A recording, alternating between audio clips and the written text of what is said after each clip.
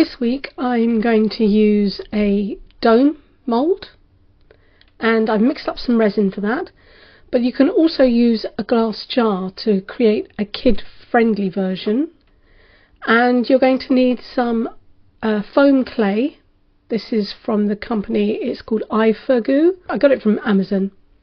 So I'm just going to pour my resin dome, but as I say, this is optional. You don't have to use this.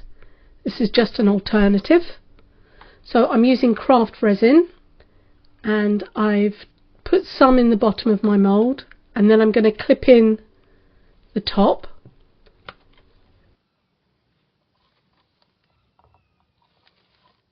There's something on there. You just put it inside and make sure that all the top clips down and it locks in place, and that makes it sturdier. Then I can pour in the rest of the resin, and I've sped this up because it takes a little while to pour it through that hole. I didn't mix up a lot of resin, and it doesn't look like it will be enough, but it is enough because the mould actually creates very thin walls, so you don't need a lot. So once that's full, I'll let it set.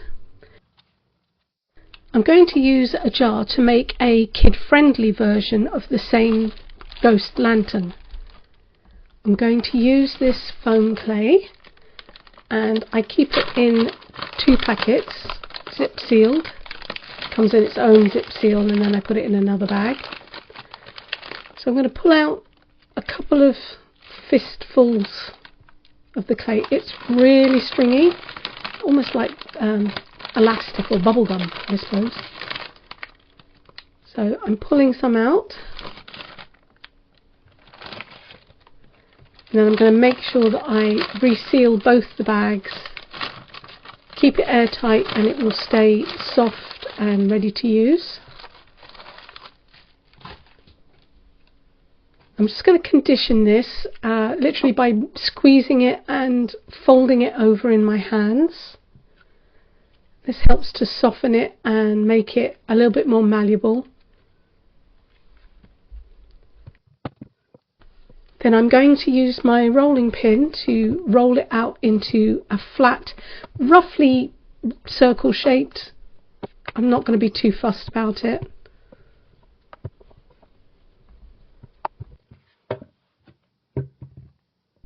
And then I'll drape it over the jar just to see whether it completely covers it down to the ground.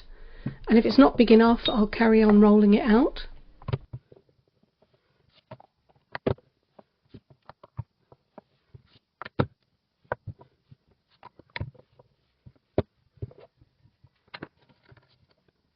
And once I think it's big enough, I'll drape it over the top and use my rolling pin to push against the top and cut out the centre.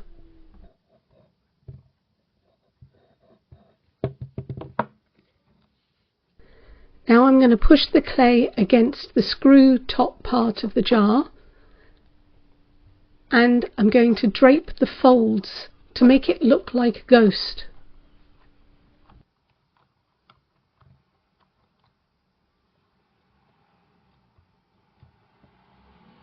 Try not to push it flat against the sides of the jar, but once the clay's stuck, especially to itself, it's very difficult to get it unstuck.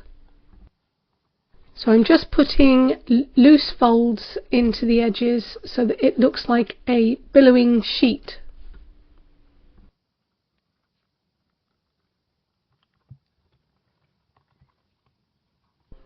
And then I'm going to leave this to dry, and it may take several days. If you can put it on something where air can get underneath, then it would dry faster. It's already looking like a cute little ghost. Okay, it's been drying in the sun now for a couple of days, and I flipped upside down so that the sun could get in from the bottom as well. And now I need to neaten up the top, and I'm just going to use a nail file, scrape it against the edge just to smooth off any bits that are overhanging and make it look a little neater.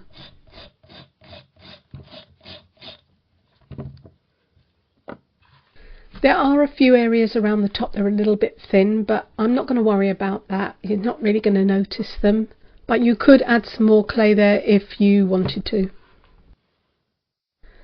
The dome that I poured earlier is ready to be demolded now.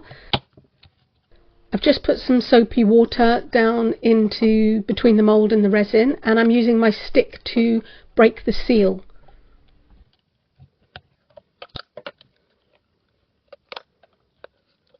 And I can fold and twist the middle and it should release. I'll use some more water and the stick again to break the seal, and then I should be able to squeeze from the bottom and the outer mould will pop off.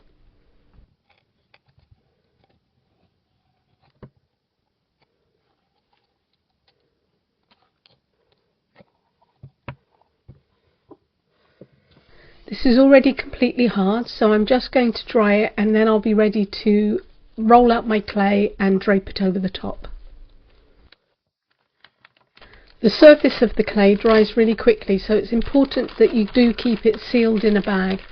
I have it in its own Ziploc bag, and then I've popped it into another bag which is also a Ziploc.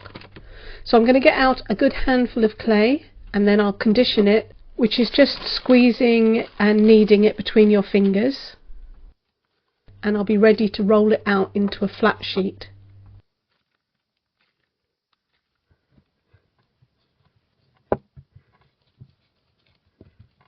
I want to make a big enough surface that will cover and drape over the dome. I also don't want it to be too thick because I want the lights to be able to shine through it.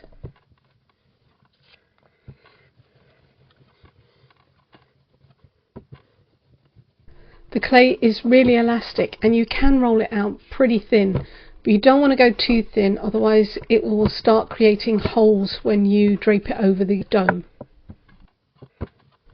It's about 5mm or 1/4 inch. Once I think I have enough, I'm just going to drape it over the dome. I don't need to add any glue or anything, it will adhere to it.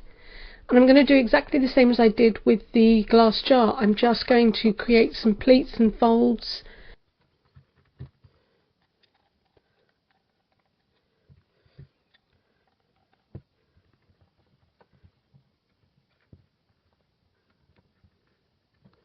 I have a small area at the front that's a little bit too long, so I'm just going to use a craft knife to trim that off.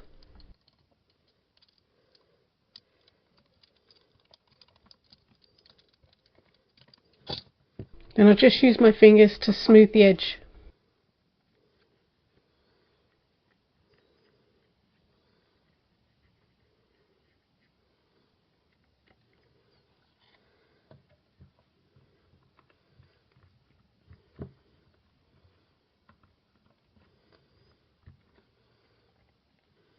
I'm going to leave a nice flat area ready to put the face on later, and then I'm going to set this aside again in the sun to dry.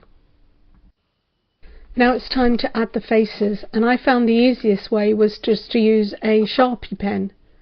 I'm literally just going to draw onto the clay, and I would recommend afterwards to seal them with just an acrylic spray. It will make it much easier to keep them clean. You can wipe them off.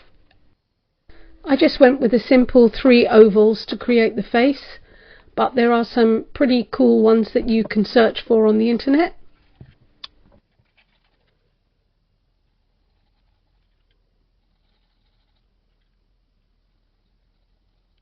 Cute.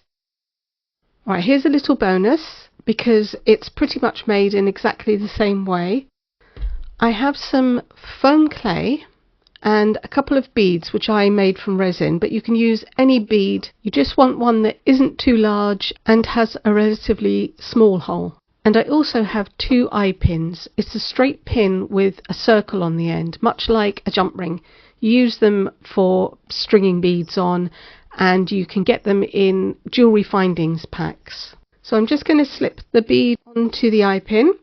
This is why you want one with not too big of a hole. You can see that the bead can twist and rotate smoothly on the eye pin, but it doesn't slip off. It can move up and down a little bit, but we're using the ring as a stopper.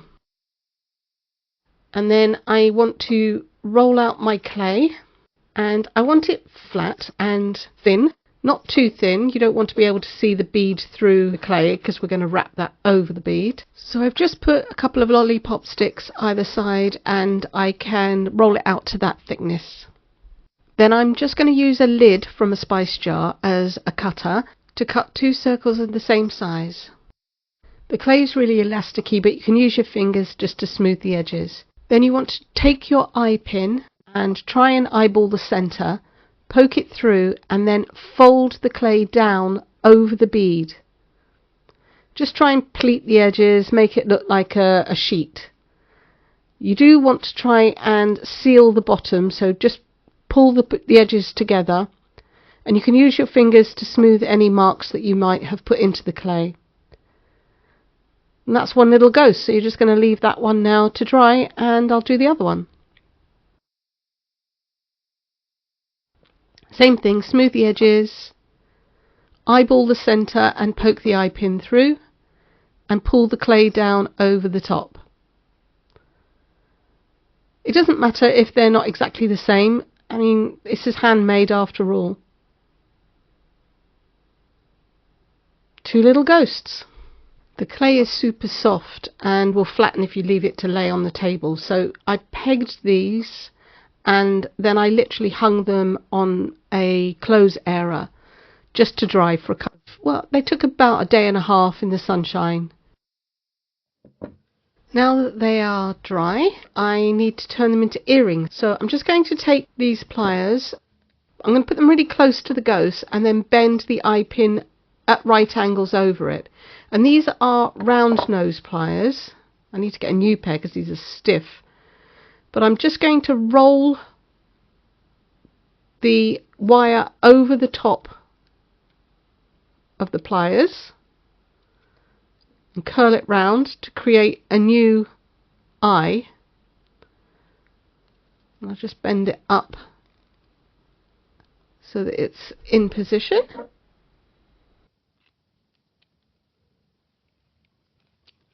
You can see they've got a little eye there.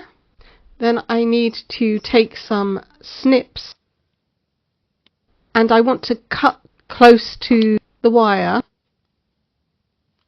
Then I can use the round nose pliers to form the eye and make sure that it closes as close to the rest of the wire as possible. You don't really want it overlapping. You want the joint to butt right up next to the original wire. Then you can take a little hook for the earring and thread it through the eye, and I'm just going to pinch this together just so that it doesn't keep slipping off, and that's one of the earrings made. So I'll do the same to the other, and then I can put a face on them. I'm going to use some black acrylic paint, and I have a dotting tool or an embossing tool, whatever you want to use. It's just a small one. Just dipping it in the paint, and I am literally going to dot the eye. Sorry that you can't see through my fingers, but I'm literally pushing the tool onto the ghost to just create some dots. So I've given him 2 eyes,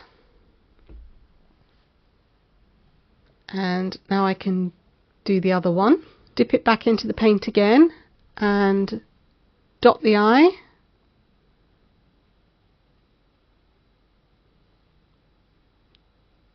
And the other one. You can see what I'm doing now. And I think I'm going to give him a mouth, so I'll dip into the paint again, and I'll just make some circles with the dotting tool just to make a slightly larger dot. It's a surprised ghost, so I've just got to give one to the other one. So I need to let that dry now. Because the earrings will be next to my skin and my hair, I need to give them a coating of resin or varnish. It's your choice. I'm going to use UV resin. So I'm just taking the hook off, I've just unclipped it. Then I can hold the eye pin, and I've got UV resin in this bottle, so I'm just going to put a tiny amount onto the surface of the ghost.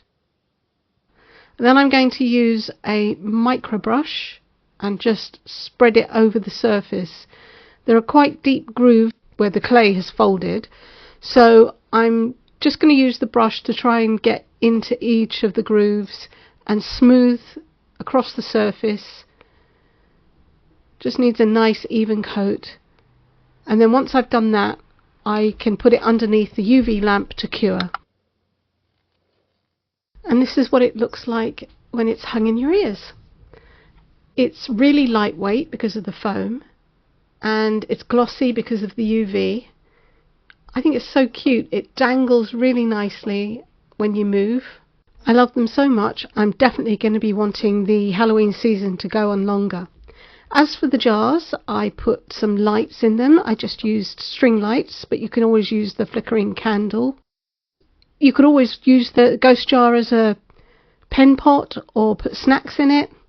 And I hope you liked this. If you did, please give me a like and come back and see what I'm doing next time.